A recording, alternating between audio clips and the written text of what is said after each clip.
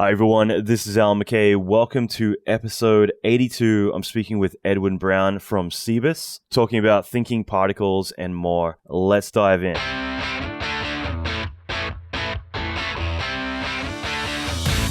Welcome to the Allan McKay podcast. Allan is an Emmy Award-winning visual effects artist and mentor to many leading industry experts. Listen in as Allan talks with other industry leaders in film, video games, and visual effects about their experience, lessons, and methodology. Allan will teach you pivotal advice to fast-track your career, better your skills, and reach your ultimate dream job. Check out the latest episodes on allanmckay.com.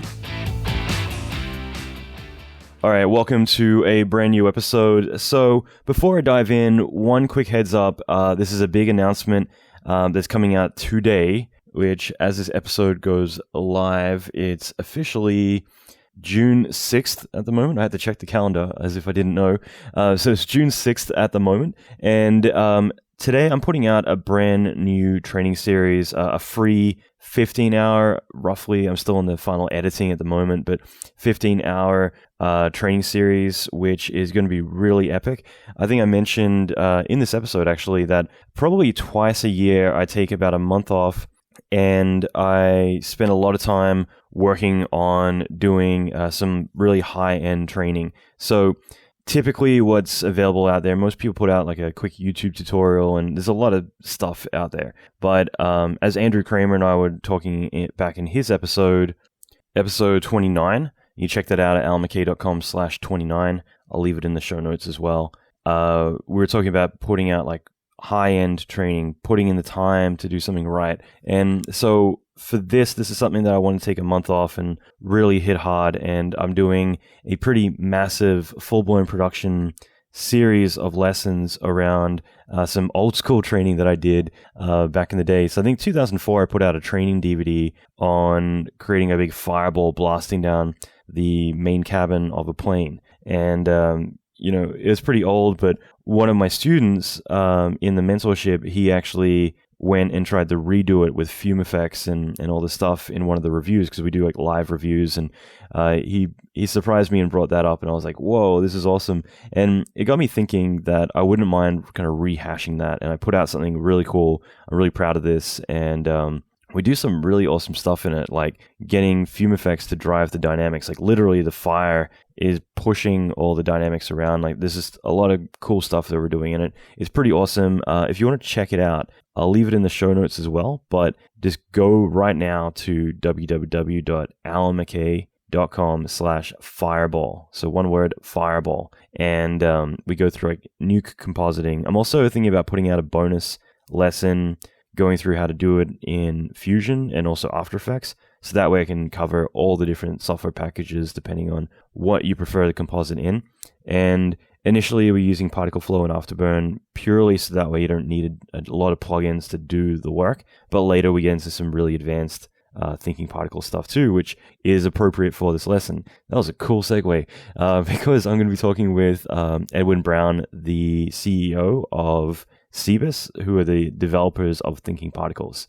So this episode, we go into a lot of the history of Cebas. We talk about something that I was really excited to discuss, which is how Cebas has been very closely tied to the production of a lot of feature films. So typically when there was something really epic and groundbreaking like 2012, the movie, where there needed to be this high-end destruction, cities falling apart, back when you didn't see that all the time. I mean, pretty much every destruction movie you see these days, San Andreas, what am I thinking, Star Wars, everything else, 2012, it's always thinking particles doing that stuff, and it's pretty awesome. But a lot of those tools are indebted to 2012, because during that time when that movie was going on, and we get into this discussion in a moment, but Cebas was working on developing all the tools specifically for the movie. And I thought that was like a really great relationship, because we had the same thing on Blade 2. We were doing all these like skeletons burning and falling apart. Sorry, Blade 3, what am I talking about? Blade 3. And yeah, I mean, like basically it was all the tools being developed were things that we were talking directly with Cebas. They were developing what we needed and we were implementing it. And I thought that was a really interesting way of working. I would love if like a lot of the software companies had more of a VIP service where you could essentially bring them onto help develop in real time tools that need to be used in your feature film, because obviously that way it's being catered towards specific needs of the many, rather than putting out features that go upvoted but mightn't necessarily be built in the way that would be production proven, if that makes sense. But anyway, it's going to be a cool episode. I'm really excited for the next couple of weeks because June is going to be the month of doing this training. I'm going to be putting out lots of stuff. I've had people asking for some scripting lessons. I'm going to be putting out some introductory lessons for artists to learn to code, which I feel I'm pretty happy with how I've managed to be able to explain coding to people where people get it rather than being alienated. I've gotten people to be able to learn to code and write basic scripts in minutes, which has always made me feel warm and fuzzy, kind of crossing a really big bridge like that. So I'm going to be putting out some stuff on that. There's going to be a lot of Facebook Lives. I'm going to be doing the first public career intensive, because again, in the mentorship that I have, like my 1-year FXTD mentorship, we do a career intensive pretty regularly, as well as live webinars, things like that, all private though.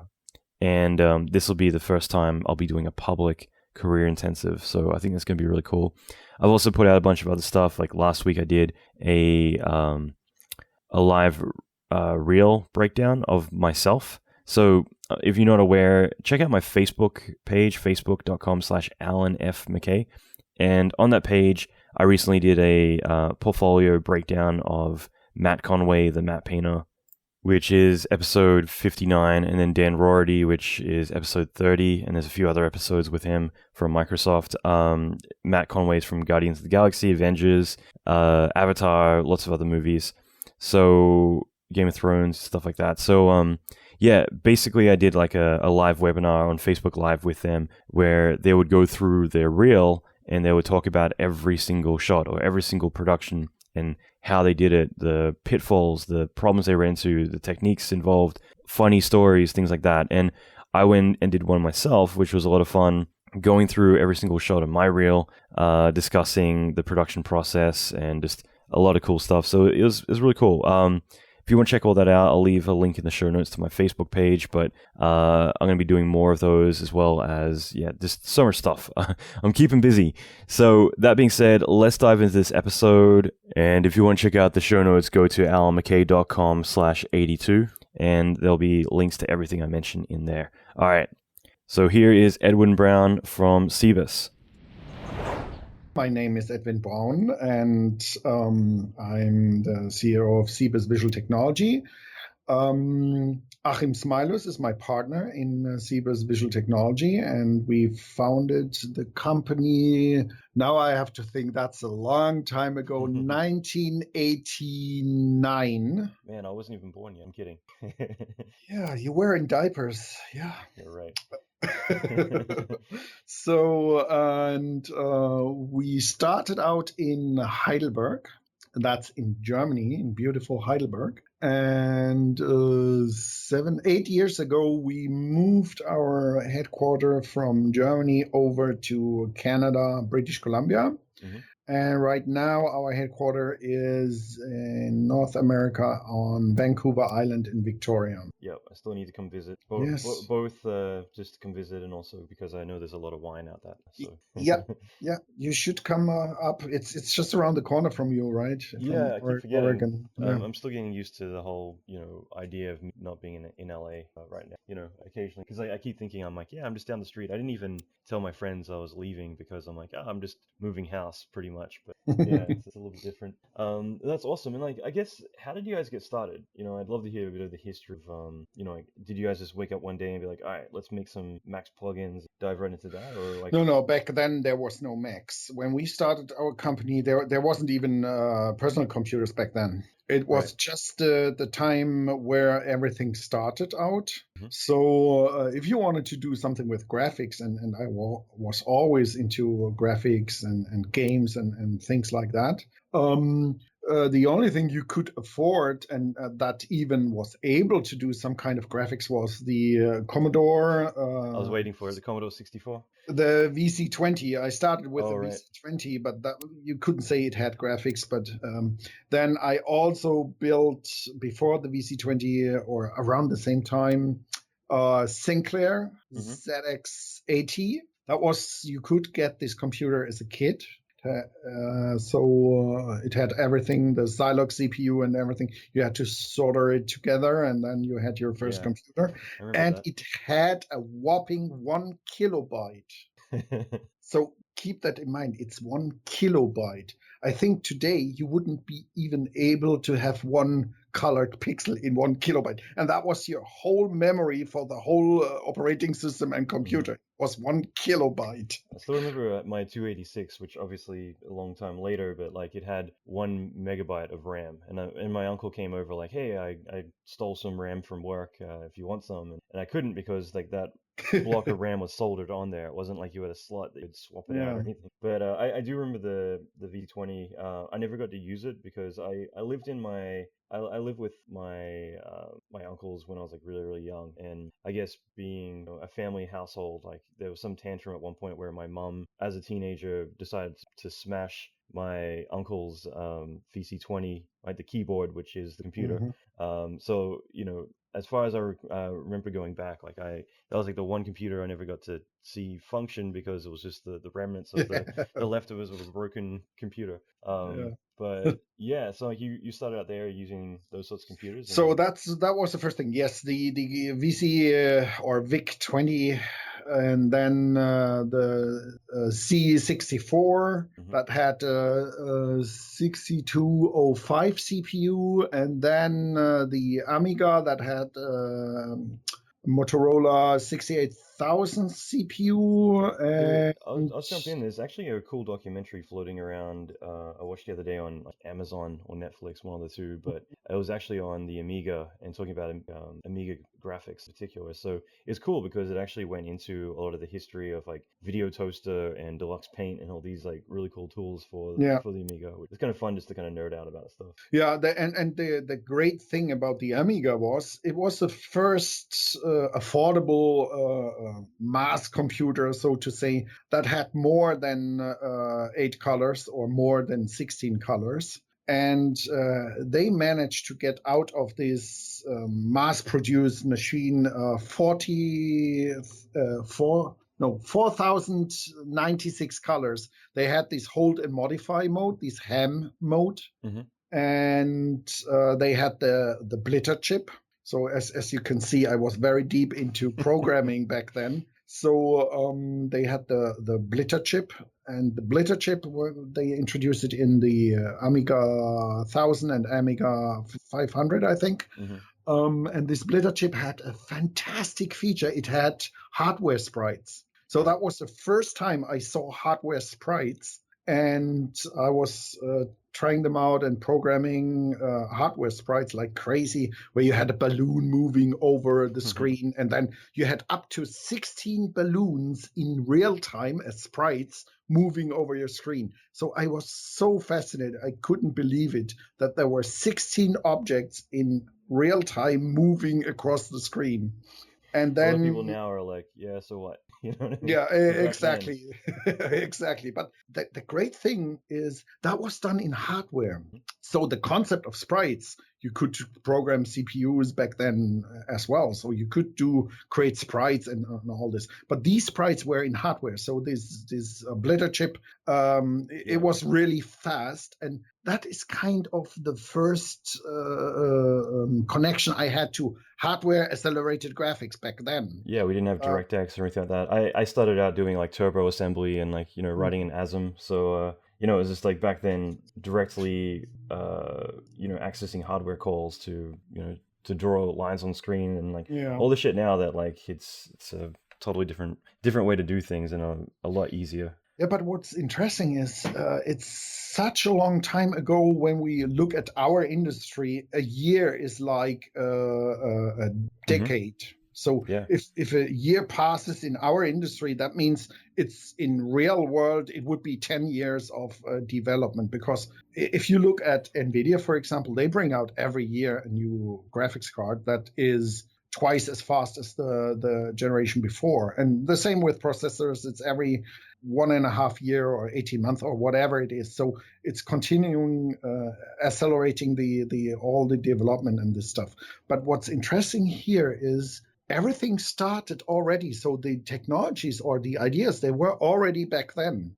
So these hardware accelerated graphics is nothing new. It's not just a few years ago. It started back then with the very first Amiga computers, or Atari, if you were in the Atari league. There was these two competing factions, the Amiga users and the Atari users. So I was never into Atari back then. But the interesting thing is, even back then, they had all the concepts and ideas right. They didn't have the technology back then to do the stuff NVIDIA is doing right now, but the idea was already born there. So, and that was the thing that always attracted me, and I wanted to go into this 3D graphics thing.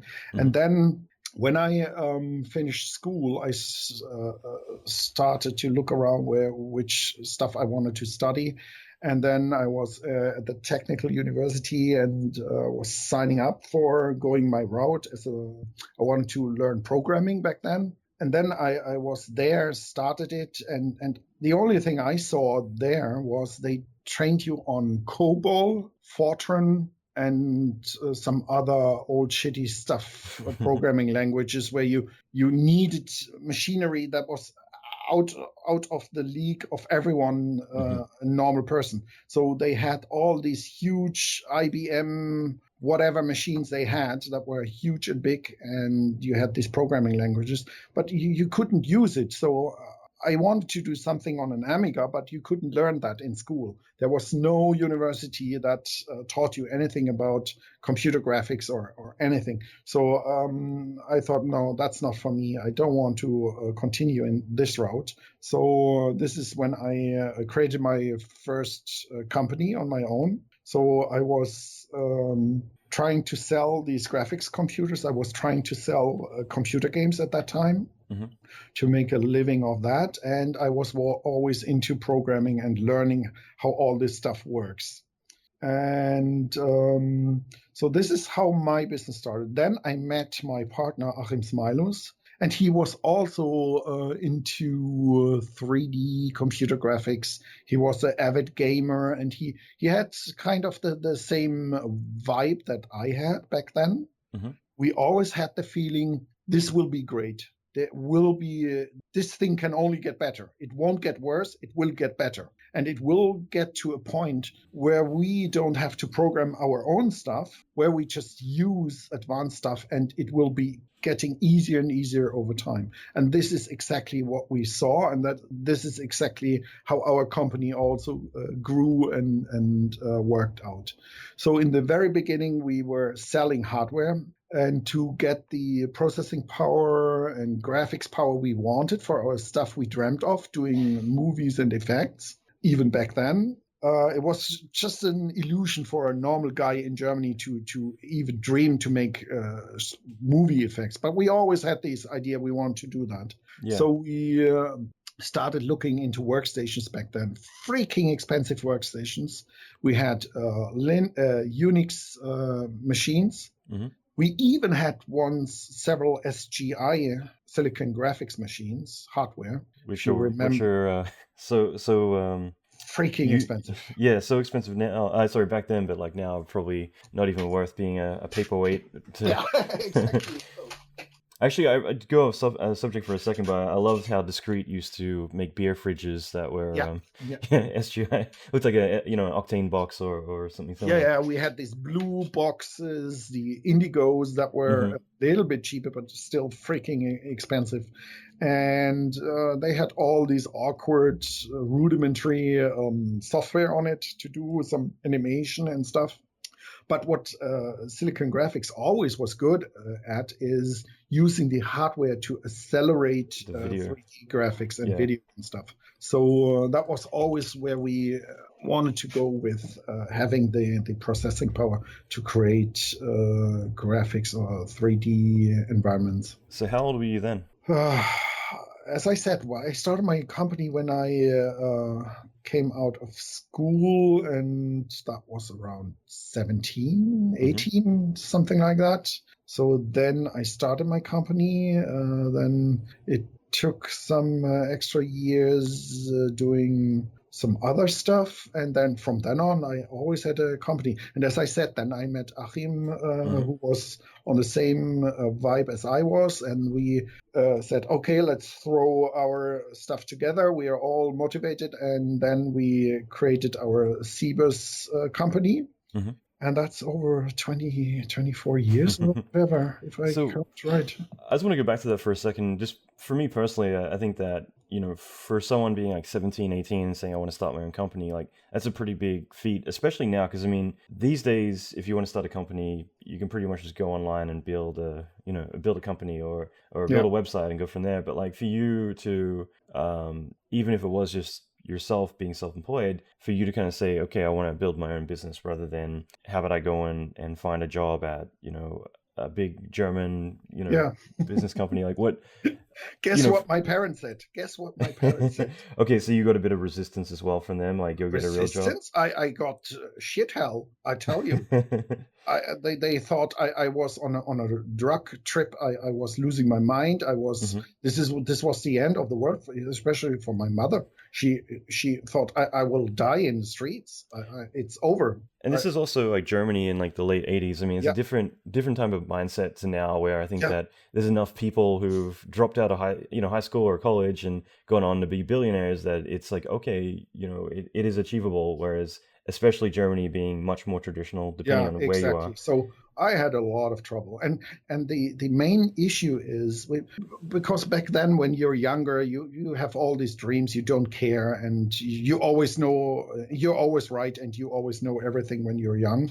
So I didn't really. I realized that everyone was worried and afraid, and I never saw it like that. I thought, okay, I'll go in this route. I know this will work out, and this is what I want to do. And when you stick to it and you're motivated, I think it works out in the long run. You just have to stick with it, and that's how I approach it. The issue is no one else saw it like that. And if you're the only one who thinks you have a great idea, it gets tough. And we learned that just when I created the company with Achim, my partner, who had much more experience on the business side, on the accounting and how to run businesses. I had no idea. I was just going along and did whatever came to my mind. But he had this business skill. So we were a good match, and we're still a great match in Cebas. So then you wouldn't believe what kind of resistance we had. It starts with your bank account. Back then, we couldn't get a bank account for our company because the status we had was not clear even to the banks. Because they first said, no, you're a private person. You can't have a business account. When we got to a private bank, they said, no, you're doing business. We don't want you as a customer. You have to go to a bank that handles business accounts. So then we go back to the business bank, and they said, no, you're a private person. You're not a company. You're stuck in that gray void. So we were just running circles, and we thought, is this a joke? I don't want to spend time with this shit. I want to do my dream, my idea. I want to do graphics. I want to sell hardware and all this. And we had to do so many tricks and things and declarations so that everyone was happy on the legal side, and so that we could have an account. And then I think for over 10 years we couldn't have any loan or overdraft or anything. Couldn't you just open like a PayPal account? Like, it's easy. There is no PayPal. There was no PayPal. There was these banks, these little gods with their suits, and they decide on your life. So if they say no, it was no, and you couldn't fight them. They just made up their rules, and if you don't play by them, you don't get a bank account. And as you know, as a business, you need a bank account. And then we try to open up or find an office space, because we wanted to do it real. So we need an office space with a proper address and all this, what you need as a business. Nowadays, you just open a website and who needs an office? Yeah, I was just about to say, it's like with the internet. Back then, you had to have an office space with a proper address and telephone line and even a fax, if you remember what that is. Screw you, buddy. So that was it was terrible how much we were fighting to get just the basics going. Yeah. Because when we wanted office space, the same deal. Do you have a business account? Yes, we had a business account. We managed to do all these little tricks so we could fulfill this. And then the landlords asked us, okay, what are you doing? We said, we are in the computer business. And they ask you, what is a computer? And what exactly are you doing? Well, computer? I've never heard of it. So then we explained them, we want to sell hardware for computers and we want to sell games. And they said, games? Is this a gambling? Or no, this is not gambling. This is computer games. You can play games on computers, and we want to, this is new and this will come, and we think this is a big business. And then they asked, okay, show me the games. And then we showed them a few of the games. And then we didn't get the office space. So the landlord said, I don't want to have anything to do with that filth, and I don't want you to get this office space. So we couldn't get the office space because he thought what we were selling was filth. He didn't understand the gaming. And if you just imagine how games looked 20 years ago. I'm picturing Pitfall, you know what I mean? Yeah, exactly. Yeah, welcome. I actually just watched a case study with Jordan Mechner recently on Prince of Persia and the whole development cycle of that. Yeah. But yeah, I mean, you know, it's just kind of funny too that like someone, like their business is they want to make money by renting out space. You'd think that someone comes along and they solve that problem. Their need is to fill that void, and instead they're opinionated about what type of business they're doing. When it's a legitimate business, it isn't like, oh, we're gonna be making crack in here. But back then it was really there was no knowledge about the gaming. It was just starting a little bit with the Amigas. You could buy games, and it was a huge business back then. Also the Ataris and all this. So some people knew about that. But the majority of the older generation back then, they didn't understand it, and they just saw the graphics, and they were not really graphics to our standards now, and they were imagining strange things, and so it was a struggle. And then we finally found a landlord and had a real address, and then we could start building up our business. As I said, we were always looking for the processing power and stuff to do that back then. And we ended up with some silicon graphics machines. Then we had Spark from Sun, Spark workstations, the MIPS processors in the silicon graphics and other machines, and all this. So we grew along with the hardware, and until there was these changing moment in our history of the company where we saw the first time on a standard 286, I think it was, 3D Studio DOS version 1. And we saw that. Was it a game changer? Yes, that for us, that was eye-opening, because we saw the very first thing, and I don't think they sold it in Germany. So we saw this version working, if you know what I mean.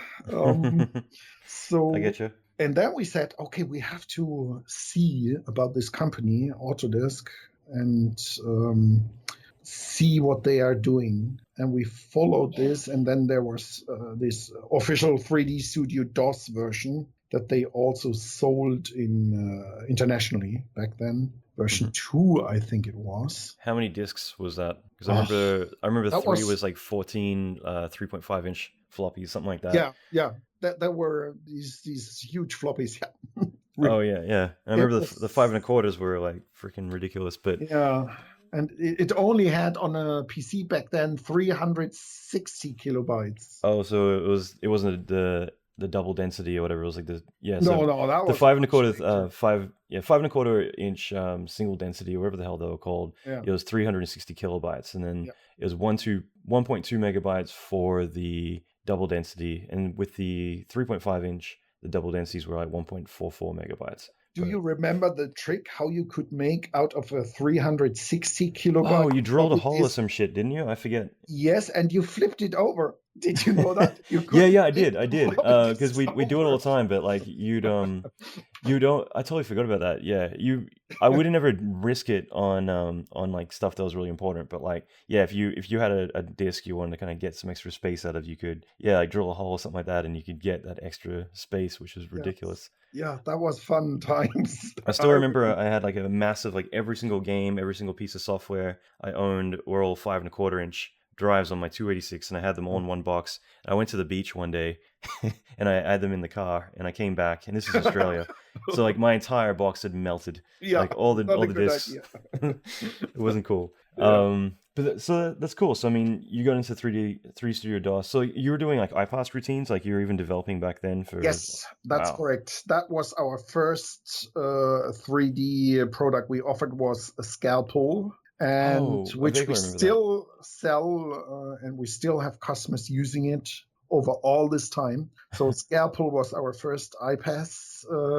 What did that one do? Was it like a Boolean tool? It was, or is still, a plane cutting tool. So it cuts a plane very fast and very efficient and clean, and it creates a cap automatically that works. So that was our first product for 3D Studio DOS 4. I think they introduced iPass in DOS 4 or 3, version 3. I 3. don't remember. Did you so did you guys release that solo, or did you just follow the Digimation route? Like, because I think they were No, we released it on our own, and then Cool. later we got involved with this company. But I don't know if we wanted to discuss this, because these were Well, it's funny because I was just thinking about like it's basically it's like Yoast Group and then Digimation were doing all the big stuff, and then I totally it's just funny because I was thinking that, and I'm like, oh yeah, Todd and all that. Yeah, So- we had bad experiences with them later on, and I really like Bo and all those guys at Turbo Squid. Like they're killing it, and like for me, I really like them, and obviously everyone goes their independent route at some point. But like I feel like that was some good that came from all that, was when Turbo Squid and Bo kind of got together and evolved into their thing. yeah. But yeah, so we'll skip over Digimation, but yeah, I mean that's kind of cool. Like, were there any other tools that you guys were developing for DOS back in the day? No, that was because it was when they introduced iPass, they were already working on 3ds Max, or how did they call it back then? They changed the name so often. 3D Studio Max, I think it was called 3D Studio Max. I got it corrected. I didn't know that, and I guess I don't pay attention to all the PR. It's kind of like I was hanging out with Sean Hendricks recently, and he's telling me how. Maybe I shouldn't repeat this. But like, yeah, basically he mentioned how much money went into changing the Foundry, let's say, back to Foundry, which it used to be Foundry years ago and then changed to the Foundry. But like, same deal. Like, it was actually Sean. I was doing an interview on camera for Autodesk a few years ago, and they interrupted like halfway through. They're like, whoa, you said 3D Studio Max, and I'm like, yeah, and they're like, that's not what it's called. I'm like, what do you mean? Like, what's it called? And it's like, it's 3ds Max or whatever it is. Yeah, 3ds Max. And I'm like, really? Like, I thought that was just like a nickname for it. Like, okay, sorry, let's do this take again. You know what I mean? But it's kind of funny, the branding changing so much. Yeah, so the very first version, so we brought out our first iPass plugin with the DOS version 3 or 4, or we started with 3 and then 4. And then they started developing for some time on Windows. And that was 3D Studio Max back then. And that was on Windows 3.1 NT. Yep. So long before Windows 2000. The kids won't remember this because they've never seen Windows NT Well, that's it. Like, just to clarify, you basically had like Windows 95, which was more the standard platform that everyone fell in love with. You could play games on, you could do everything on. You could have more than 8 characters in a file or folder. Yeah. And yeah, but basically Windows NT was more a serious workstation that, eventually like even SGI was, you could get SGIs that would run Windows NT. Do you remember what the NT stand for? It's funny, I keep thinking network or something. What does it stand for? I have no idea, but I always thought it was new technology. I always associate with Windows Network or something, but I think it's just because, like, when you have like a dumb idea back before you know something, but then you don't kind of correct that idea. Yeah, I'm Googling it too. Yeah, okay, I hear your keyboard. NT stands for new technology. Hey, I was right. See? Okay, there you go. Yeah, listen to the wise man, Alan. One for Edwin. So new technology. So when they started working on Windows NT, we started with our hugely successful product, Real Lens Flare. Yep. And back then, if you remember, that was the times of Babylon 5. Yeah, I never actually seen Babylon 5 in my life, but... you're kidding me. I'm one of the few. You're kidding me. Yeah, I wasn't a big sci-fi person. I used to watch Star Trek Classic because I had my routine of, like, I would work till 6 a.m. every day, just nerding out 3D. Babylon 5, you have to. Okay, so let me summarize Babylon 5 that you don't have to binge watch it. It was a lens flare extravaganza or lens flare overkill show. Yep. And lens flares were really popular back. So we met these fabulous, great programmers, and we added them to our team along all our history. And we created this real lens flare product. And for 3D Studio Max version 1 on Windows NT, I was on my very first SIGGRAPH computer graphics show in New Orleans. Mm-hmm. That was 1996, I think, or 7. Then it was in New Orleans. So I was there, flew over to the US. First time in my life I was in the US. I always dreamt to go to the US, but that was my first time in the US. And I was on this computer graphics show. And I had a suit on, and I was surprised that no one else was wearing a suit on a computer show. Especially in New Orleans in like August. Yeah, exactly. So I was a little bit surprised that even I found people with baseball hats, and I was totally confused what's going on here in America. So, but that was old times when you, as a German, only interacted as a company or business in business suits. So I think it's good though to have a bit of etiquette and professionalism too, rather than like embracing the Silicon Graphics, Silicon Valley startup kind of apparel. So yes, there's a bit of a culture clash for you. So I was at the show, and then we were showing our real lens flare. And what I did as a demo was having a few lens flares in a 3D Studio Max scene, and the lens flares were reacting to the MIDI file I had there, a sound file. Cool. And the sound wave was driving the intensity of the lens flares. So we had this little sound clip with a bass on it. So boom, boom, boom, and on every bass hit, the lens flare would flare up. And then when it got silent again, the lens flare would go out. Yeah, which is really easy, but it had, back then, I can imagine it was a massive impact. Yeah. And so I had that, and I told Autodesk back then, hey, I need a little speaker. And they were just asking, why do you need a speaker on your workstation there? I said, I have prepared something to show how our lens flares and how good we integrated it into a 3D Studio Max. Because back then you could drive every aspect of the lens flare with a 3D Studio Max object, light, whatever. We integrated it so good into 3D Studio Max. It was just amazing what else you could control with 3D Studio Max back then. So I had this boom, boom, boom, boom, all working all day, and I couldn't hear it anymore. And then Gary Yost walks by, sees it, asks me what I'm showing here, and I said, we did this lens flare plugin, and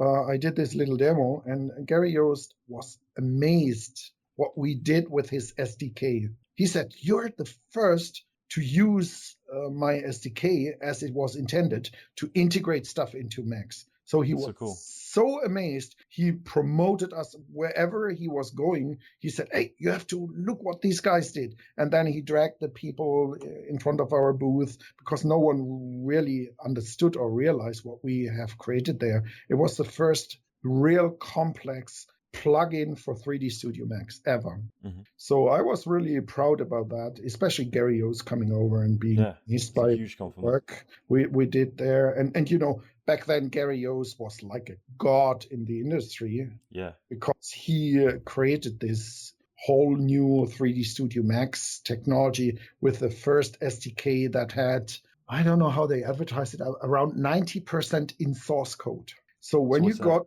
3D Studio Max, you got 90% of all the features and functions in source code. So as a developer, you don't have to ask yourself, how did they do the noise controller? How did they do the track controls and all this stuff? So you have this all as an example in your SDK. So it was very easy and fast to concentrate on your enhancements and not fight the system like it was back then in with Maya. Maya was. I was just thinking, should I bring it up or not?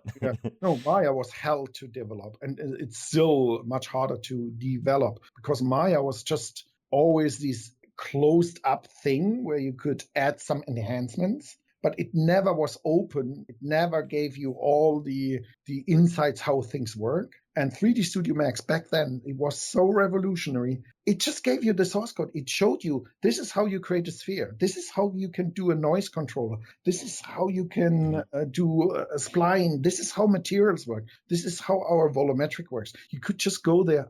That's how they do it. Okay, I have an idea about atmospherics. Let me add and change these little things. So it was the first time where you as a developer wouldn't spend 99% of your time learning how this damn freaking system works. You could just start developing your own idea about, I have an idea to do a special effect, and then you could just work on it and create it. That's so cool. And from there, I think Real Lens Flare and Overgang used in Lost in Space, right? So Frank DeLeese was working on that sequence in Max 2. Yes, that was our first contact to Hollywood blockbuster production and how it works. So that was with Milfilm, did the special effects back then. And I worked with a guy called Allan McKay. He is still in the industry, active as far as I know. And he used 3D Studio Max back then, which was a huge risk because everyone else was using Maya.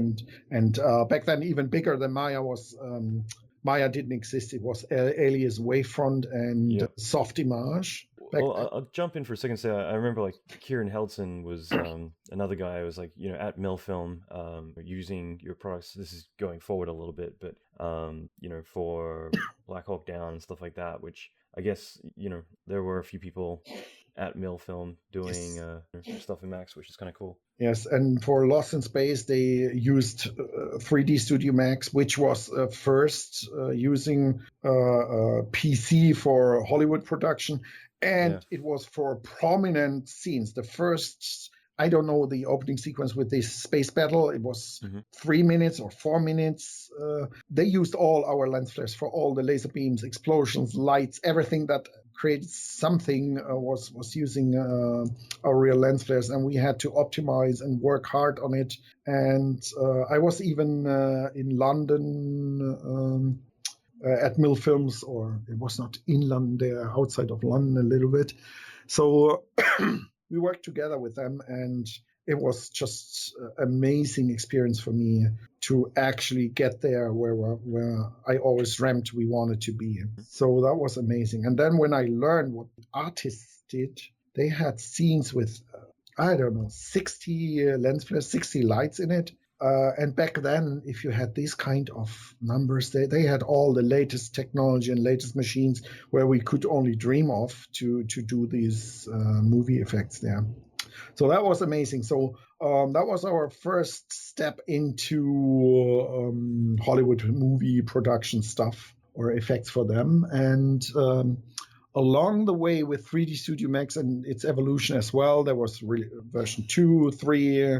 Then Autodesk had the funny idea they had to change the name again to Kinetics. I don't know if you remember. No, it was the other way around. It was Kinetics, and then Max 3 is when Discrete decided to adopt it. Yeah, and first then, it was Kinetics, then they had bought Discrete Logic back then. Yep, and then Discrete, and then Discrete without the asterisks. And these companies do a lot of rebranding. I'm just starting to realize now, like, there's so much rebranding going on. And you know that the original, as I remember it, their logo was a sperm. Yeah. They had there was this funny thing, and then they stopped using it because it looked like a sperm. I don't think they wanted to have it as a human sperm. It was something squiggly, but that was funny.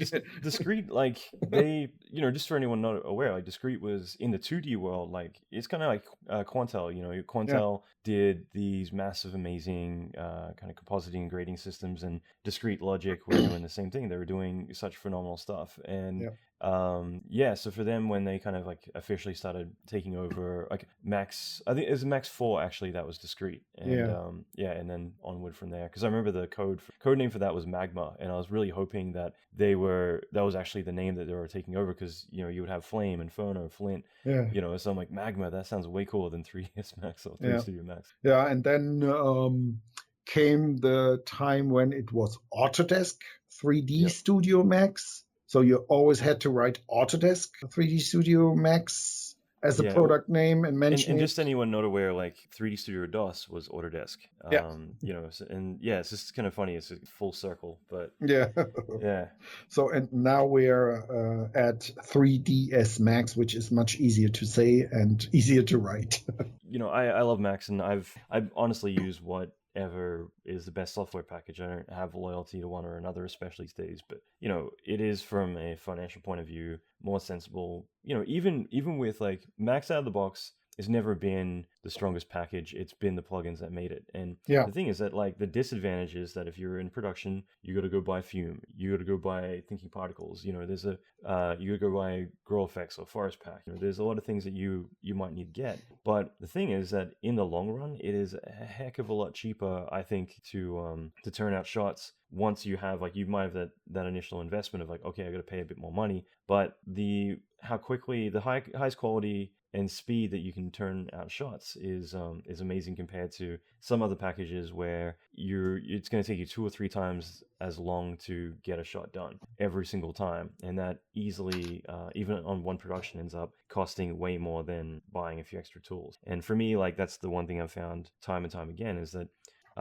every studio I've been with that switches to a different package and starts hiring other platform artists, they end up like going back just because it's like, wow, like we are losing so much money just because it's taking way more work to get the same results that we can get in this other one. And that's why, like, I've never used Cinema 4D, but I like what it stands for, just because on the flip side, I feel like it's probably not as high quality as Max in terms of what you can do, but the audience it's targeted for isn't specifically that. It's usually motion graphics where you need to knock out elements fast, you want flexibility, you want to be able to do complicated stuff very easily, and it isn't about like doing crazy stuff like feature film work. But you can still get amazing work out of it. And, speed is everything, and speed and quality together, which I think Max is kind of like, that's where it stands, is the speed and quality. It's amazing. And there are other packages out there like Houdini where if you want to go technically way more complex and crazy, you can, but I'm always looking at how to get shit done, not like, the total wank of being able to brag about this completely procedural thing that, I could put in one value and I gave up a lot of control to build that workflow, So for me, it's all about the bang for the buck, and I can get that from that package. Yeah.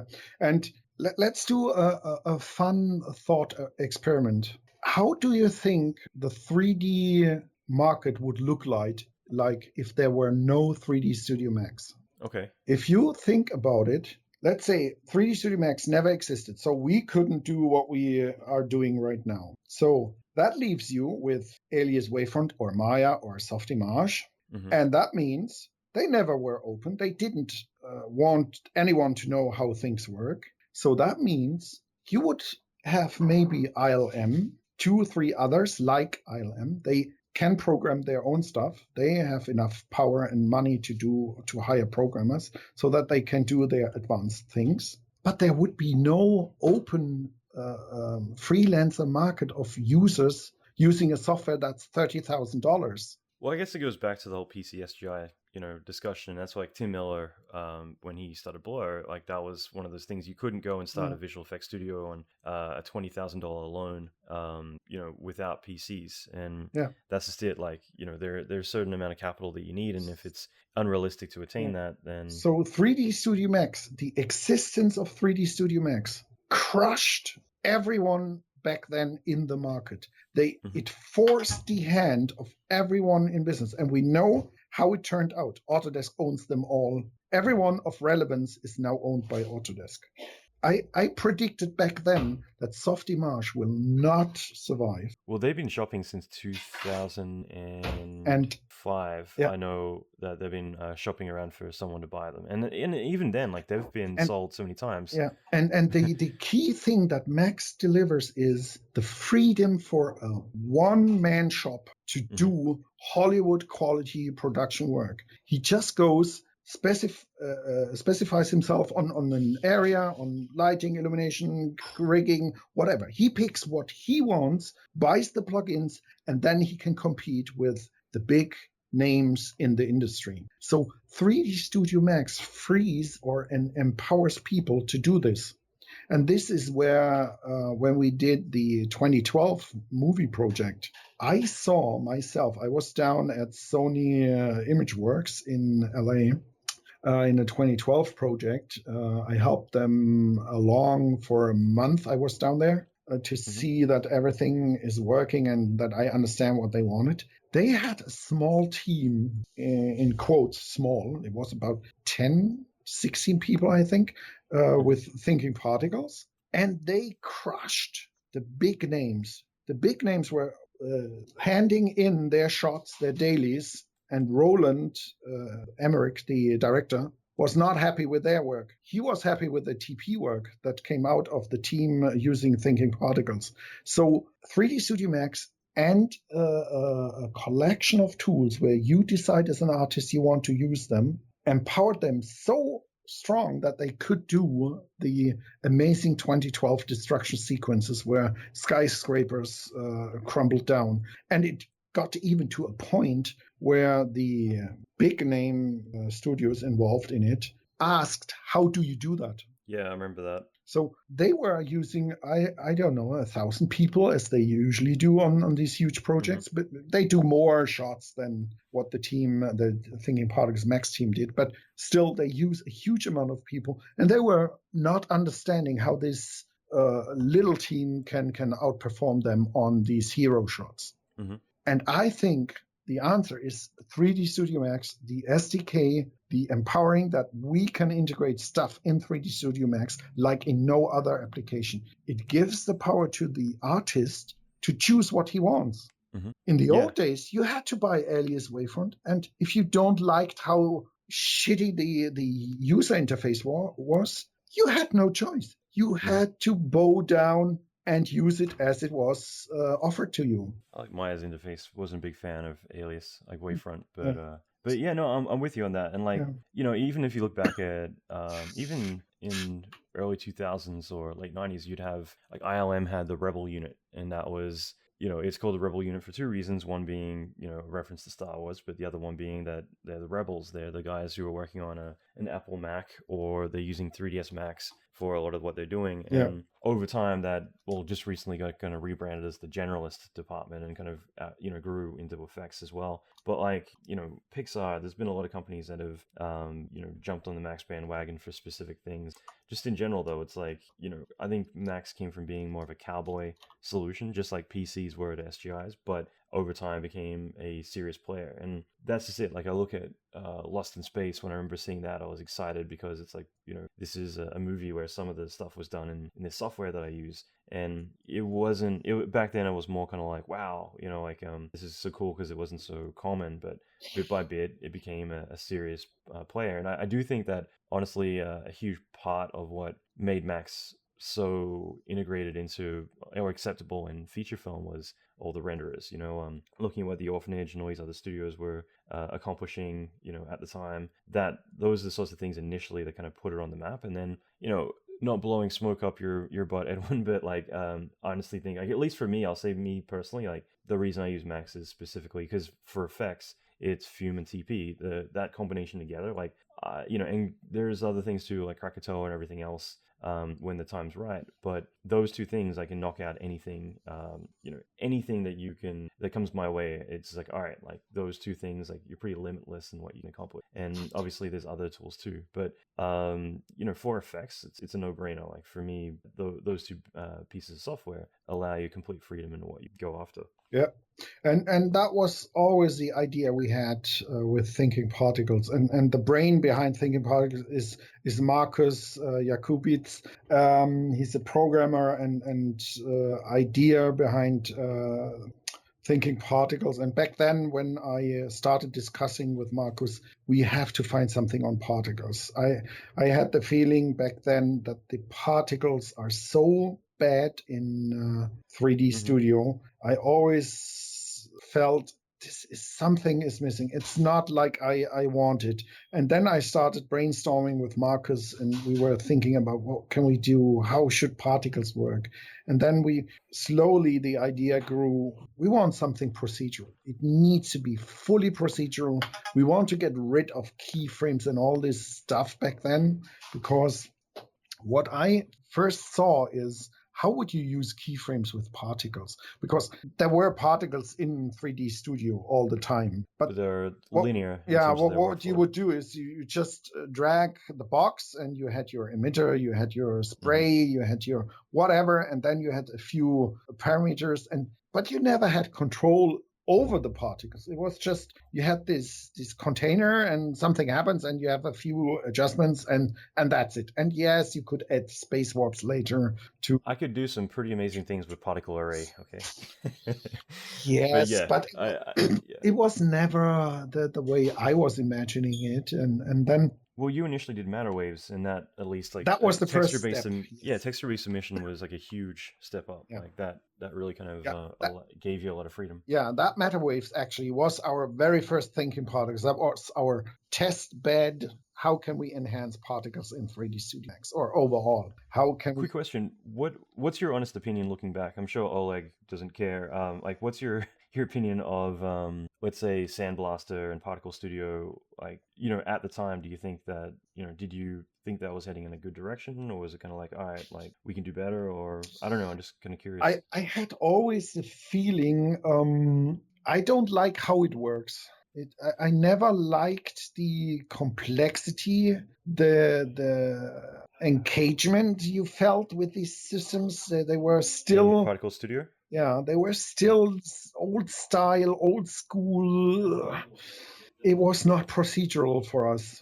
I wanted something procedural that frees me of anything. I just wanted to have that a particle, and that's how we came up with the name Thinking Particles. I wanted that the particle decides what to do. I just want to be the outsider saying, okay, I want you to go in this corner, but then the particle should decide how it goes to the corner.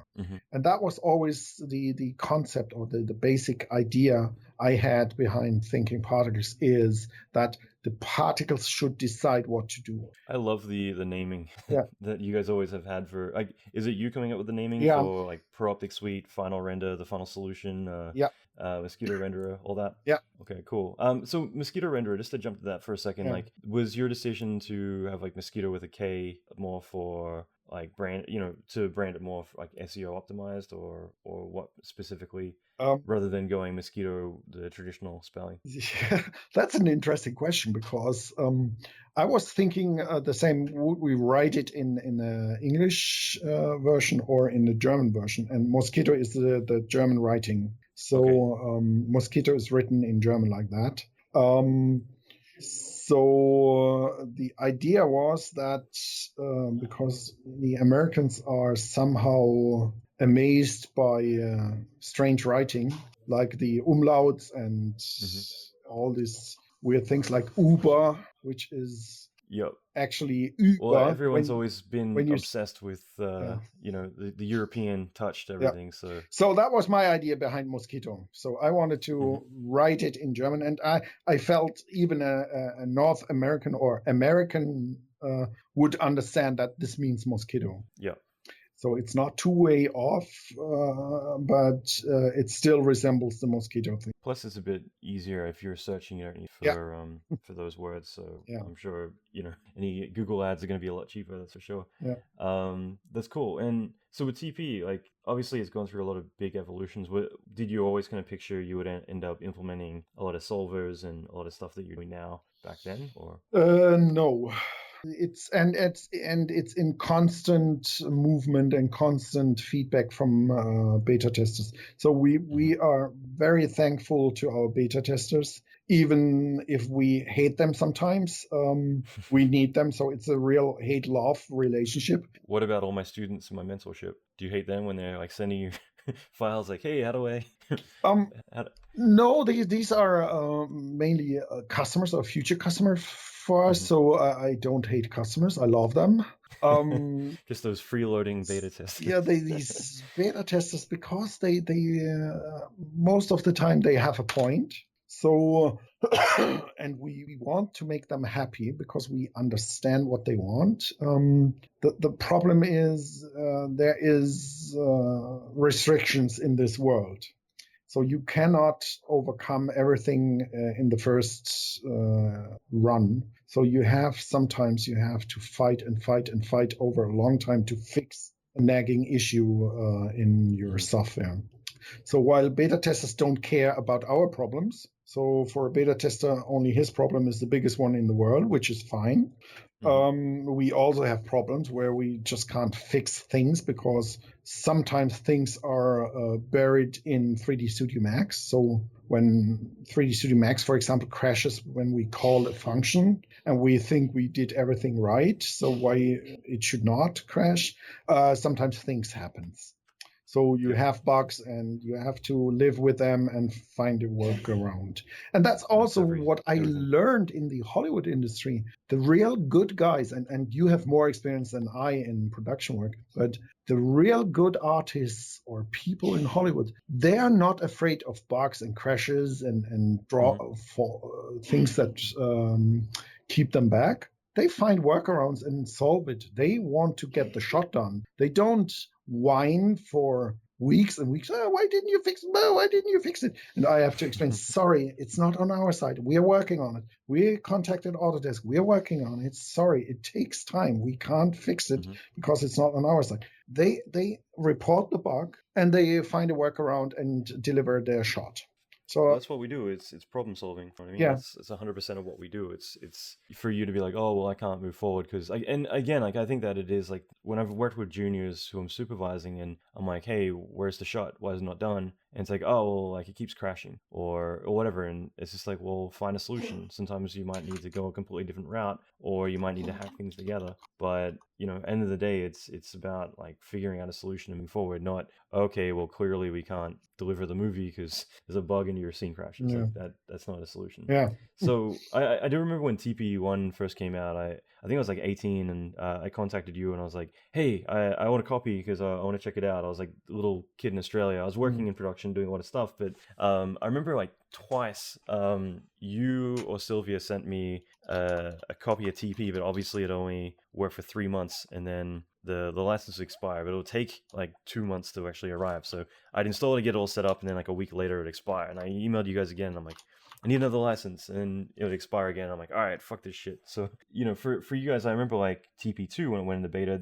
That's a fond memory that I have, was just working in the US on Blade, and having that really integrated relationship between Digital Dimension and Cebas on that, where we could have that, like we needed features. Like there are specific times where it's like, okay, now we have these skeletons that crumble and fall apart. So you guys started introducing the rigid body dynamics at the time, and which for a particle system was unheard of. Like even Houdini back then, Houdini for another 5 years didn't have anything like that. It was really amazing, just kind of like bit by bit, being able to say, hey, we need to do this, and you guys were able to come up with solutions along the way, and having that relationship not as you guys being a software company kind of like giving, having that one-way street of, hey, this new software has come out, it's got these features that we can take advantage of. Instead, it was you guys had our ear and vice versa, where we could kind of collaborate on like, this is our challenges. How can we kind of move forward? And, I think for me, that kind of opened my eyes as to like, this is how every place should be, having, that kind of close communication, that close collaboration. Yeah, and that's what I also meant with our beta tester team right now for Thinking Particles. It's a great relationship back and forth. So we get feedback and we get the brutal truth about functions. And even if we don't like it, we understand that, yes, there is shortcomings, and yes, we need to work on it to add all this extra power so that they can do what they want to do. But that's I think that makes the real fun to develop a product for our user base with the interaction. So we never had the idea. So we create a feature or effect and you have to use it. So that was never our idea. We wanted to have it as open as possible, like 3D Studio Max in the first time when Max came out. We wanted to do a similar thing. We want to listen what's needed, how can we implement it, and how can we give the power to the artist. No, that's great. That's really cool. Actually, Autodesk just emailed me asking if I want to go speak in Vegas later this year. So I think that answers. Yeah, good. Oh, and Eddie Perlberg, man, I think everyone's like ears are burning related to this right now. My phone keeps popping up with like Autodesk related stuff.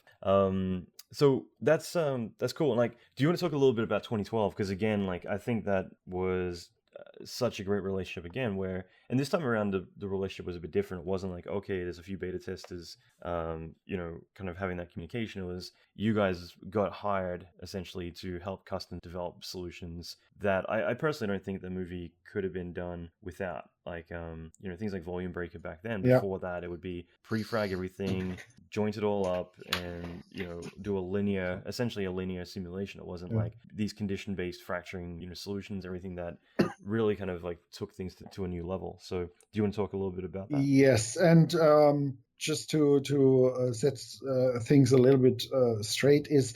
They did also the old way in 2012 because we started with the 2012 production in when was that 2011 or Volume Breaker only got introduced I think it was like May or June. Towards the end. But there were other stuff we had to integrate and do there. But the important part was that at first, Roland Emmerich asked for tests of skyscrapers falling and crumbling because he couldn't believe that this can be done with computer graphics. So he was always the guy with these miniatures. So he had a lot of miniatures in the other movies, and he did also the garage crumbling where the cars fall out. His first approach was he wanted to do real cars dropping down.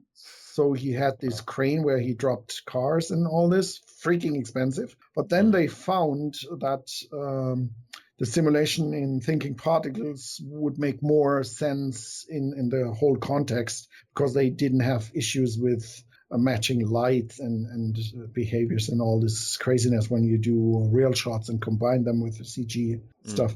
And it looked all good and real. And in the 2012, there were so many challenges.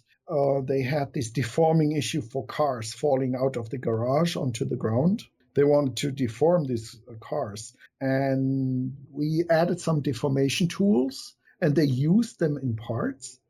But back then, they still had to do cloth simulations for the car, metal deformation. So they used all the tricks you would do as an artist to get your job done or your work done. But overall, the main things, the crumbling of the skyscrapers, was all art directed. They had full control over it. And there were setups. I was just amazed when I was down there in LA at Sony Pictures. Joe Scar was there, and all the other guys we know from the industry. Good old Sam. Sam, yes, and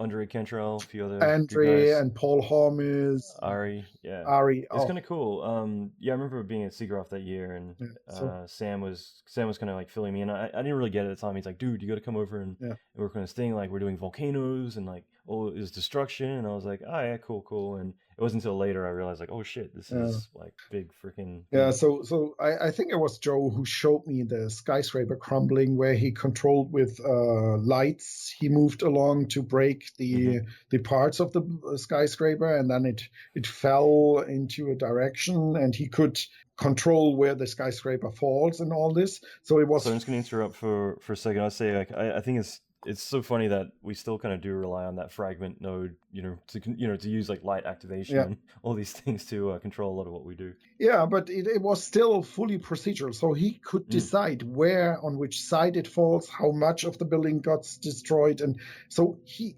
built this huge setup where he could decide as an artist whatever he wanted. Wherever the building fell, it always looked nice and was colliding with another building. So he could easily create lots of variations without extra work.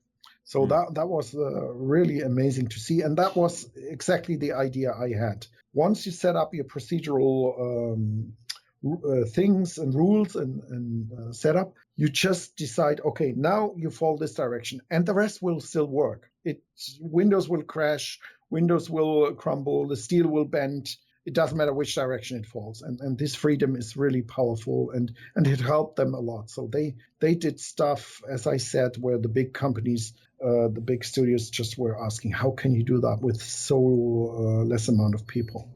So it was really amazing to see what they did. No, I think it's amazing. And how because you guys started getting a closer relationship, especially with Uncharted, early on into the development of that film, right? Or at least on the visual effects aspect. Yeah, and the funny thing is, because Uncharted was giving out the shots to all the effects studios, we had then very fast requests from other studios like Pixelmondo, for example, and Scanline as well. They were asking us, "Oh, we need the tools Uncharted is using." And I said, "Oh, I have to check with Uncharted if and how we do that." So back then, the studios that were also Max driven, they were able to get involved in our development as well. So, for example, I remember Pixelmondo was doing the plane shot with the cars in the plane in this big.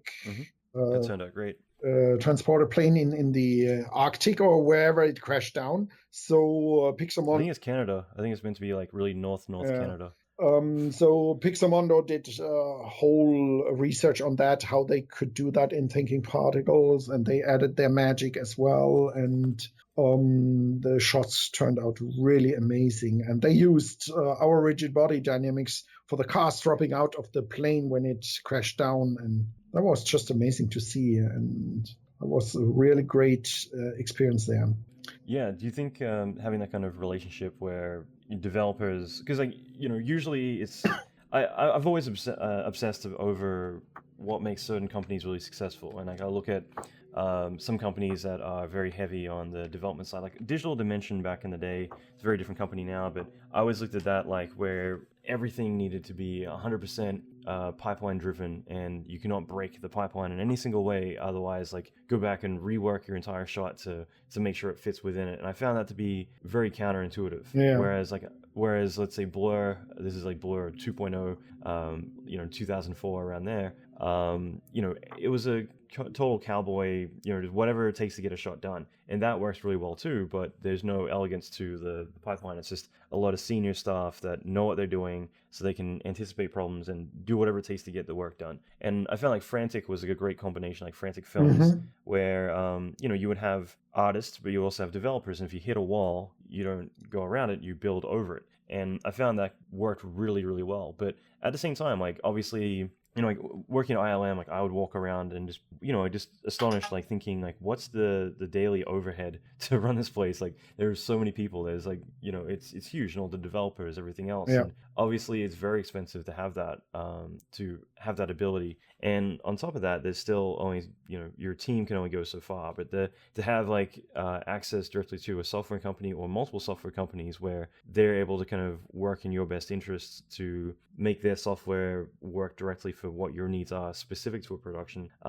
that you don't hear very often. But like I think that it's a two-way street where not only does the studio get to be able to grow and do the thing that they need, and in a case like 2012 where you are kind of trying to break new ground and do something that you've never really seen before. But on top of that, it really enriches the software too, because rather than saying, hey, we came up with some software and a new feature and this is what it does, and please go and figure out a way to use it specifically for what you need. Instead, it's actually being driven by the needs of an actual movie production. And that means that I felt like TP's had such massive growth over the years, specifically because it's been driven so much by the specific needs of real productions, real feature films, which I think is huge.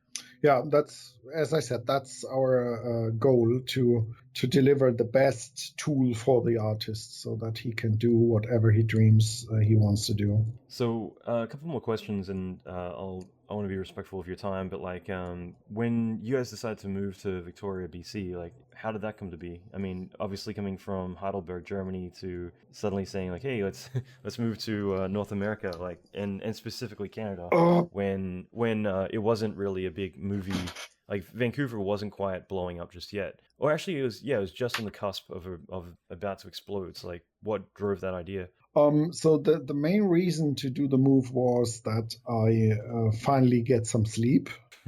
Okay, good point. Germany's always been like a really difficult one, time zone wise. Exactly. So I was always burning through the hours through the night to be in sync with LA time zone. So that was kind of getting more and more complicated, especially if you had things in mind where you want to support studios in a production. It was just the time zone difference is just crazy. It kills you. And you can do it for so long. If you're younger, then you don't care, but it just doesn't make sense. So, and we wanted to get closer to our customers, and with Vancouver, we're in the same time zone as Los Angeles, and so that moves us closer from the time zone. And yes, initially we thought about, okay, we have to go to LA and do all the US thing and get big there.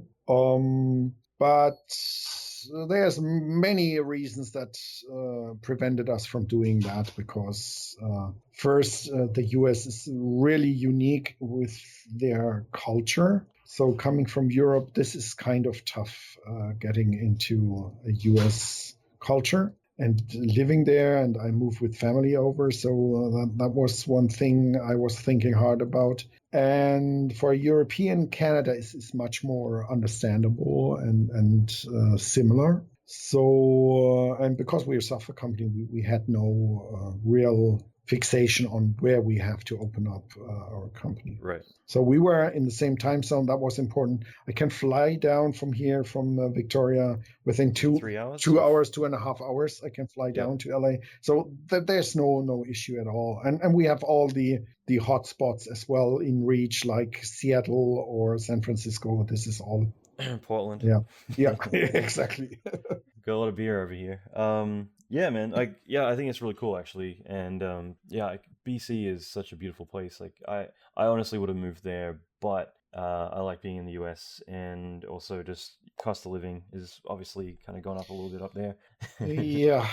Yes, it's crazy here, especially when you look at rental or when you want to buy a home. Right now, it's total madness happening here in British Columbia, especially in Vancouver over there. It's just crazy what's going on with the real estate market over there. Yeah, it's pretty nuts.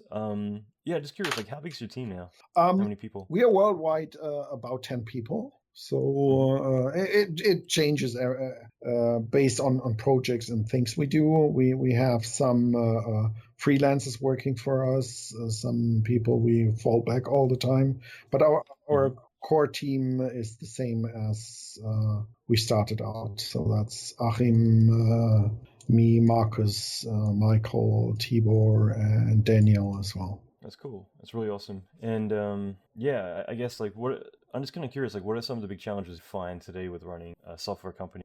The challenges is like with any business is getting new customers, creating growth, especially if you're not Autodesk and don't have the, I don't know, 100 million marketing budget. It's tough to compete and grow. So that's also one reason why I think for smaller developers, the only survival mode is right now going with the subscription model. I know there's people out there that hate it, that think we are evil and bad. That's my next question. People. So I understand that. I also hate subscription model when I'm a customer, but I also understand it because I know the other side as well. And if your pool of potential growth is shrinking, where do you make money? And you want to deliver the tools to your customers, because the only other option is you just stop a business model that doesn't work anymore. We can just say, okay, it doesn't make sense anymore. We stop this product all over as a whole and do something else. But we don't want that. We want to survive in this industry. We love it. It's a matter of passion we have here. So this is why we always try to fight our way through. And so far as I know, we are the only one left from the old times developing for 3D Studio Max and working with Autodesk. There's new companies coming, and there were big companies that flared up and disappeared from the market. There were so many plugins showing up and disappearing. I don't know if you remember this Hypermatter. Yeah. Was Hypermatter Infographica? No, Hypermatter was a different British company. No, yeah, it was the soft body company. I'm for some reason I'm thinking of there was Metaballs, like Dirty Rays and the Metaballs. That was Infographica. Yeah, right. I remember Hypermatter because Infographica is Spain, but yeah, Hypermatter did that soft body tool. Yeah, that was really cool. Yeah. And then there was even the stuff Autodesk had for some time, the Radio Ray. Do you remember this? Radio Ray. I remember some of the renderers, like the ray trace renderers coming out, but what one was that? Radio Ray was a global illumination renderer back then. Yeah, because it rings a bell, because there was a couple of ones that were coming out at the same time. So we've seen them all, and the main thing is you have to be careful with the business model in this industry, because it's a highly specialized industry. So your market has this confined size. So if the market doesn't grow, you have to find other ways to keep floating and keep alive and delivering the tools you want to deliver to your customers.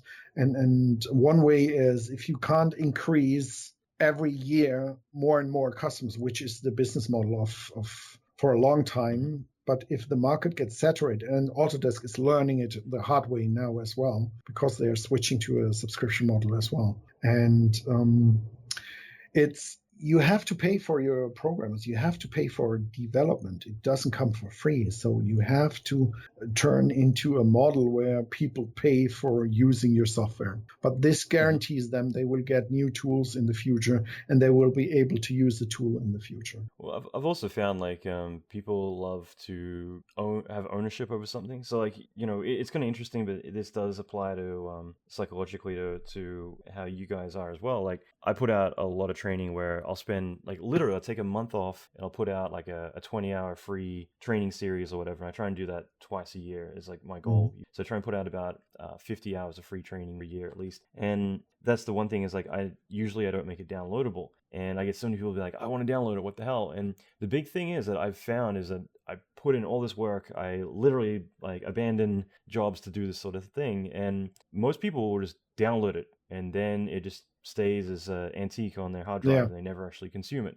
And that's exactly why it's like, well, screw it. I'm going to not make it downloadable. I'm going to give it a time frame if you need to consume it, because suddenly all these people who usually would just, collect it and never even open it again, they're actually learning, they're actually bettering themselves. And it sucks that I've actually got to like force people to actually take action and do what they should be doing. But that's exactly how we work. And with the subscriptions, like, I honestly think that in a way it's great, because like if you look at all the features that have come from the drops you've been doing, drop 1, drop 2, drop 3, drop 4, drop 5.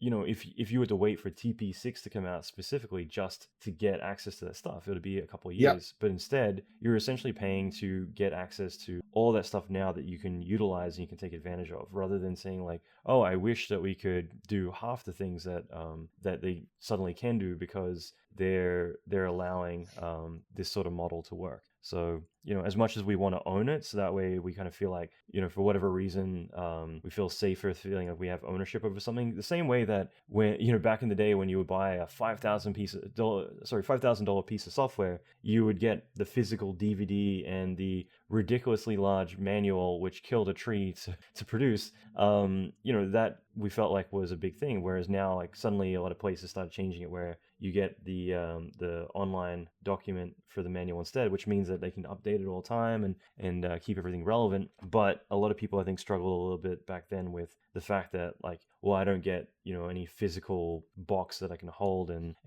look at and feel like I got something worth this $5,000. I got vaporware instead, which isn't so. Yeah. And I still have a $16,000 Maya box, or several Maya boxes here, several kilograms of Maya. And that was Maya 2, I think, or 1. Mm-hmm. So what does it give me? $16,000? That was a lot of money back then. But, going back to subscription, I'll just add, like, not only do you get access to it right away, but obviously it gives more growth. And, like, it is a controversial thing in the fact that, like, people might feel like, they don't get ownership over something, but, like, they don't have to upgrade their stuff all the time. But, like, it's... if anything, it means that, you guys then have the funding to really push things further a lot quicker, rather than being like, okay, like, I know that from, like, running my mentorship, which when I took time off to that, specifically, it meant that, okay, the next time I get paid is a year from now when the mentorship runs again, rather than being like, okay, I get paychecks next week. Yeah. And, it's huge in that regard, because now that you have that, it means like, great, okay, we have the budget to go and research or hire more people and do things that are going to get a result for the customer a lot quicker. So, I mean, if anything, it just means you're getting more features, more support, a lot more of what you want, rather than having to wait 2 or 3 years to get the next latest and greatest. And I think it's also a problem of that people are not businessmen, or don't work like a business, which they should. Because if you look at it from the business side, if you're having a business and make a living of creating 3D images or effects or whatever you do, it's your business. And that means you have business expenses. Having a subscription is much better for you as a business. You have an advantage, because every time you pay your subscription, you can write it off as a business expense. You can't do that with software. You buy a software for a freaking expensive amount of money, and you have to write it off over years, which means you're writing off a software that is no longer relevant because there's a new version. So from the business side, subscription, it depends in which country and how countries do that. So I can't say it's for everyone the same. But again, for a business, you have expenses, and you should treat your tools just as a business expense. And having subscriptions in many countries, it gives you the option to have it immediately write off as an expense, which... Just, working into a bid. I mean, that's what I'm actually doing a talk about this soon, but like, artists, I think, definitely should start to take ownership of like being a business, not thinking like, oh, I'm an artist, I've got to be the starving artist, but like all this stuff, like all you got to do is work it into a bid. If you're getting a job, then great. Okay, what's TP, like $500 or something? Then cool. Spread it over 5 jobs. Like every job, just throw an extra $100 on, which isn't a big deal, because it is an expense. Those 5 clients are essentially buying that license for you for the year. We do it all the time with everything. It's like, oh, we need new computers. Well, I'm not going to go and bill one client $20,000 because I need to buy a whole new render farm. I'm going to divvy it up over 5 projects, and each one, it's an additional expense because they're getting access to this render farm to get their stuff out. So each one pays $4,000, and we're taken care of. Yeah. So I think people need to understand in the industry, when they are really making their living of offering their services to do effects or whatever they do, 3D modeling. They need to understand that they are in a business and they need to think like a business. There is, for example, this car leasing thing. That's a whole industry. Car leasing was invented for companies, not for private people. Because who would pay for a car every month, a huge amount, and not own it? You have to give it back and you don't get any money back. That was the original car leasing ideas. You just it's like renting the car for your company. You can write off the expenses. They change it over time. So nowadays it's not that easy anymore. But back then it was just the car leasing model they had. And for a company, yes, a company doesn't want to own the car. It just wants to give a benefit to their employees, or for whatever reason they want it. It's a business expense for them. They don't want to own a car. Why would they? And it's similar to the software.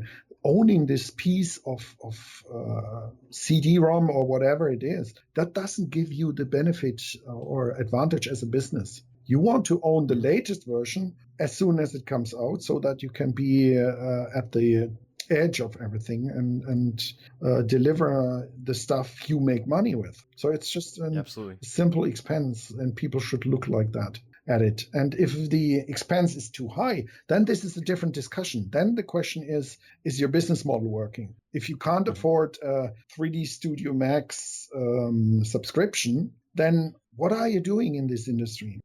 I know it sounds tough, but do you really want to work with the 3D Studio 2012 version? Actually, I like 2012 a lot. It's one of my more fonder ones. But no, you're absolutely right. I mean, I've got so many business expenses, but it is part of owning a business. And that's one thing too. I'm actually doing a webinar, I think it's a week from now. But anyway, it's about money, just because that's another thing too. I think that a lot of people are always like, oh, I got to get more money. I got to earn more cash because I got bills to pay. And a lot of times it's more about, well, you got to just start rethinking, like, where is all my money going, and being more efficient with it. So one or two more questions and we'll start to wrap things up. But I guess one thing I'd love to actually hear this personally would be, what are some of the big features that have just come out for Drop 5 of Thinking Particles, for anyone familiar with TP that wants to know about that, which includes me? For Drop 5, which we just released a couple of days ago. Yeah, not so long ago. The main thing is that we split up the shape noise node out of the volume break operator. So usually you had in the volume break operator the deformation of your fragments in there. So these are 2 separate nodes now. So you can use the shape noise on any geometry, on any particle mesh you want, and deform it. So this is a big thing, and we did a lot of bug fixing behind the doors, so we didn't list all the bugs right now we had fixed. So there's a lot of little things. Also, your students had some issues with the volume breaker showing the invisible edges. So that has been fixed. I don't think we made a big fuss about it on our release notes, but that's fixed now. So you get a clean visible mesh now when you use volume breaker. And so we had many optimizations in all areas there. So, for example, what I'm proud of is, because I remember we had a lot of discussions with the beta testers who thought we were going crazy. But we had, for example, created a new particle generator. This new particle generator is the flow emitter. And the flow emitter was initially meant to simulate a bottle, the fluid in a bottle. So what it can do is you rotate your flow emitter, you rotate it, and whenever at a set angle, it will start spilling out particles. So now the great thing is you don't have to care or worry about when does the bottle spill the fluid. You just rotate the bottle and the fluid runs out. Or it doesn't have to be a bottle. You can use a bucket. So let's say you have a paint bucket. So whenever you tip the bucket over, it will automatically generate the fluid particles. That's awesome. So another thing we did in this flow emitter is we control the flow, the density of the particles created. And to my knowledge, there's nothing on the market. No other application offers this kind of particle control. So when you start boarding particles, they will have a certain density. So you have the same amount of particles per volume. And now if you animate your particle emitter and make it smaller, so you close the tap, for example, the density of the particle stays the same regardless how big your emitter is. So you have always the same particle density regardless of your emitter size. And that solves so much issues with fluid simulations, or also with other stuff when you want to do gas or wherever you need a certain density, constant density of particles. It helps to solve all these issues, because usually you will run into an issue where you get gaps in your particles. Your particle field will show gaps when you change the size for it, because the Born rate isn't linked to the area or volume. So you will always have issues keeping a constant density of particles flowing. And with our new flow emitter, you can do that very easily. That's so cool. That's awesome. Yeah, I mean, there's so many new features coming out. It's pretty amazing. I will wrap it up there. I know we could go on and on and on about this stuff, but yeah, it's been really exciting getting to talk to you about all this stuff. Just for anyone who wants to find out more about Cebas or Edwin Braun, where could people go online to find out more about you guys? So the main point is our webpage, cebas.com, or www if you want, cebas.com, cebas.com. And there you will find all the information. We also, if you're interested in visual effects and particle effects with thinking particles, we have a very strong community, which is not controlled by us. It's a Facebook group, Thinking Particles Facebook group, but I highly recommend going there. As I mentioned, it's not controlled by us, so that's user content. It has nothing to do with Cebas, but I can recommend these guys. You will find all the names we also mentioned here. They help out. They are great guys. They're working in the industry for years, and they're happy to share their knowledge with everyone else there. And you guys just did a Facebook Live thing with Cebas Buckroyce yesterday as well. I said his last name right for once. Yeah. Yes, I mean, you guys stay very active, which is awesome. Yeah, I'll definitely leave links in the show notes to all this stuff. So I will let you go. I know you've got a busy day ahead of you, so thanks again for taking the time. Okay, my pleasure. Thank you so much, Alan. Have a nice day.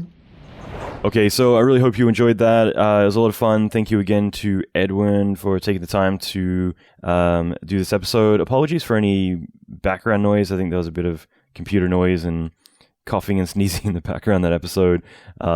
So yeah, anyway, it wasn't me. So anyway, that all being said, next episode, if you're interested in working in Canada, I have an interview with an immigration lawyer in Vancouver, actually one of the best, if not the best, immigration lawyer in Canada. So in Vancouver specifically.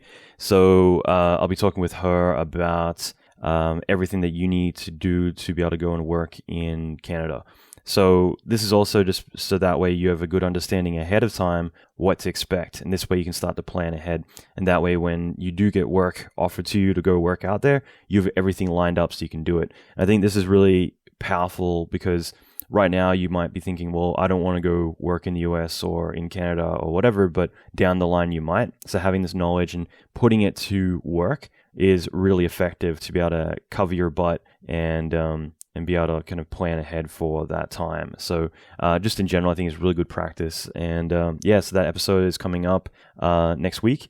So check it out. And for the time being, 2 things to do right now. Go to allanmckay.com/fireball. Get that training because it's only available this month. And then check out the show notes. Go to allanmckay.com/82. All right, so that is it. Back next week. In the meantime, I've got a bunch of Facebook Lives and other webinars. There's so much stuff going on this week. So yeah, stay in the know. Check out my Facebook just because that's where I'll be announcing a lot of the stuff I'll be doing, but you'll be able to talk to me directly on there and ask questions, things like that. And that's it for now. Have an amazing week and rock on.